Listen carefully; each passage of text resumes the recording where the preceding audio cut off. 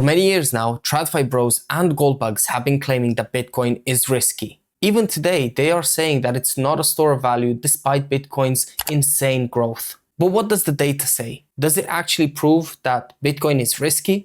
Hey guys, welcome to the Bitcoin Experience. In this video, I want to quickly debunk the claim that Bitcoin is risky. A lot of people have avoided getting into Bitcoin simply because they heard TradFi bros and gold bugs trash it for over a decade. Unfortunately, those who listened to these people have missed out on a ton of purchasing power. The critics who call Bitcoin risky are, in my opinion, completely dishonest, and I'm going to show you exactly why. Now, if you get value from this video and you find it useful, it would help me a lot if you gave it a like, subscribe to the channel, or leave a comment down below. And with that said, let's get right into it.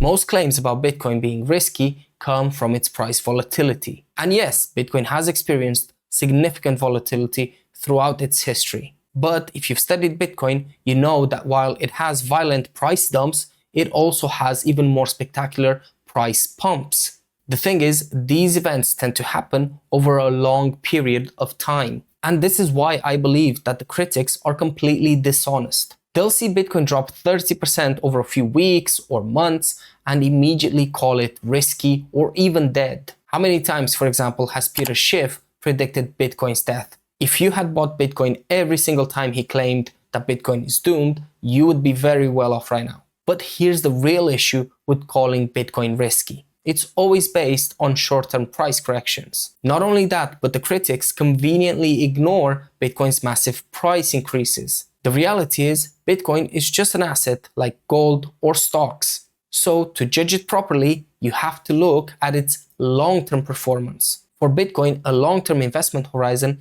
is at least 4 years, which is why I always tell people this. If you're not ready to save in and hold Bitcoin for at least 4 years, then don't bother doing it for even 4 minutes. It's obviously a play on Warren Buffett's quote on stocks, but the principle is exactly the same. When you invest, you need to have a long-term horizon. Short-term price swings don't really matter when you understand the bigger picture and what you own. The reality is, every great investment goes through periods of volatility, whether it's stocks, real estate, or even gold. The key difference is Bitcoin's volatility has historically led to massive long-term gains. So let me show you why Bitcoin isn't actually risky when judged properly. To do that, we'll compare its performance against gold and the S&P 500 over the last 4 and 8 years.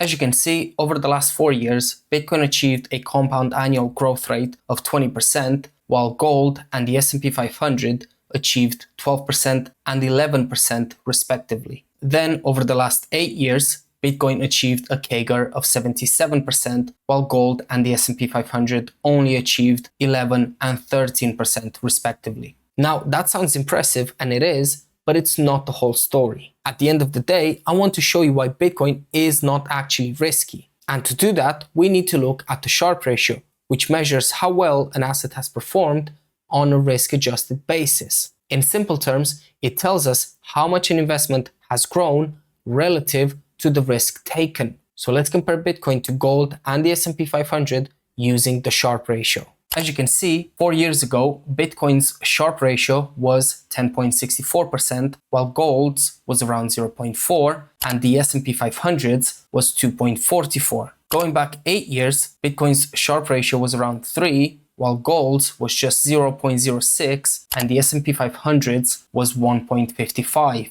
And as you can tell from these graphs, Bitcoin's Sharpe ratio tends to move in line with gold and the S&P 500. However, it frequently outperforms both for extended periods of time, especially during Bitcoin bull markets. So when you look at the data, the idea that Bitcoin is risky just doesn't hold up. Yes, it is volatile, but it has consistently outperformed both gold and the S&P 500 over the long term, and it did so with less risk. At the end of the day, Bitcoin's long-term performance speaks for itself. Hopefully you now realize that it's not as risky as many people think when you zoom out and look at the bigger picture.